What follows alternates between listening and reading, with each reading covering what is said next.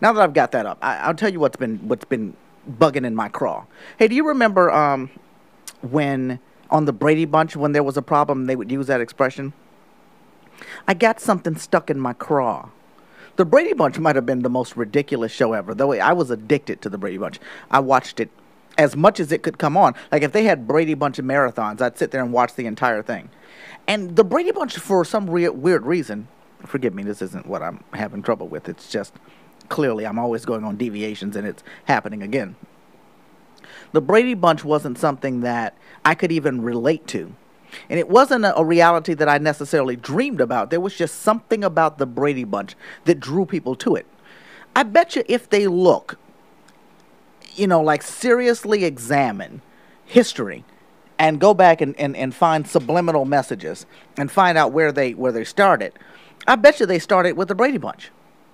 I can just see right now, the Brady Bunch comes on and you hear that music, dun, dun, or whatever that frickin' music was, when they would just come on and they would show the outside, where the driveway would be, and then that stupid station wagon would pull up to the garage door that was already opened. And they would have the boys outside playing basketball, but yet there would be no black people. I get there probably were not a lot of black people in the Brady's neighborhood, but that's neither here nor there. I bet you there's something subliminally that was happening in the Brady Bunch that caused everybody to watch it. Because if you really look at the Brady Bunch and look at the concept and looked at the script and look at everything about it, there is no reasonable explanation as to why we watch that show. None.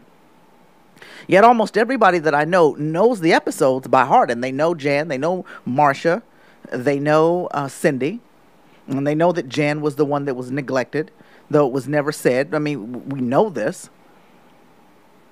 Peter, for whatever reason, we didn't get the impression he was rejected. He just didn't get as many lines, I don't think. But we got the impression that Marcia clearly was not rejected, that Jan was thoroughly rejected and not treated well. But if you try to explain that show, the Brady Bunch, to people, they would think you were nuts. Okay, wait, what's the concept here? What's the Brady Bunch about? Well, there are these three chicks. They're like, teenagers. Well, one of them's not. She's in curls. And her mother met this guy who had 3 sons. So wait a minute. You're telling me that the father only had male sperm.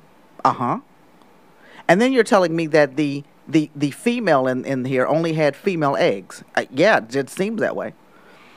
And wait a minute. You're telling me that he's only got male sperm, she's only got female eggs. They both had 3 children that are right around the same age, and they didn't know one another. They just happened to have these children that were born right around the same time. Yeah, that's exactly what I'm saying. Good God. Now, is the woman a slut? Or what? Well, no, something happened to her husband. Well, what happened to her husband? Well, we don't know. It was never fully explained to us. Well, that's interesting. Well, what about the man's wife? What happened to her? Well, apparently she died. Well, did she have cancer? We don't know. Maybe she had MS. We don't know. Was she hit by a car? Was she a foreign spy that got killed on the job? We don't know.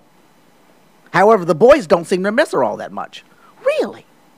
What about the girls? Do they seem to miss their biological father? No, they don't seem to give a damn about him either. So you're telling me they just all moved in together and just had one big happy family, and they accepted one another as brothers and sisters? Yep. Was there any incestuous relationships going? Did Jan ever get attracted to Peter? Did Bobby ever want Marcia? We don't know. I'm telling you right now, you don't bring teenage children who are not biologically related to one another into the same house to live together, and you're telling me nobody got pregnant? Now, that would have been a good spinoff for the show. That would have made that show wonderful. If Marcia would have gotten pregnant by Greg, oh man, then the show then becomes interesting, and you could explain it to everybody. I think that they should make a black version of the Brady Bunch in 2010. A black version of the Brady Bunch where Peter is selling crack and he's arguing with Greg, who's selling marijuana. Jan gets pregnant. I mean, you know that she's going to be the one that gets pregnant, and I want her to get pregnant by Bobby. We got a blockbuster on our hands. You know how they're always remaking shows? Remake the Brady Bunch and just fill it with black people. You got yourself a hit. Caller, you're on the Sir Darryl Radio Experience. Darryl. Oh, hey, Corey, how are you? I was doing fine till a couple minutes ago. What happened? You cannot touch my Brady Bunch. Well, I'm not even saying anything bad about it. I'm telling you that I was addicted to the Brady Bunch. But Corey, come on. Can you, as you look back, do you see what made it so interesting? I actually can, and here's what my explanation and why the Brady Bunch is absolutely sacred. Why the spinoff that you mentioned hasn't been done, and even in skits, people are very delicate about it. There's something about the Brady Bunch that is sacred. And I'll tell you why. If you grew up in the 70s, which I did, I was born in the 60s, and I was the same age as the kids on the Brady Bunch. Mm-hmm. So when I would watch that show, I don't know, when you grow up, isn't there a neighbor, if you have a neighborhood, isn't there a family that's the favorite family in the neighborhood? Yes. In every neighborhood, there's a favorite family. Either it's the most popular kids, or the mom's really nice, or you just like to go hang out at that house, right? Right. At 6:30, right after dinner, the Brady Bunch were on. And from the minute they start the show, they invite you to their house. Basically, when they show their faces, they sing their song, you know the words, you start singing. Yeah. Right? Yes. You start rocking out, and when you see Alice come in, it's on. Okay? And they dealt with everyday issues, albeit innocently. It was the last show, I think, where they could show families in that TV style, and they did it well. So, in other words, they created a great enough illusion for you, because you didn't. Did you know anybody who lived like that? Well, it wasn't. It's interesting.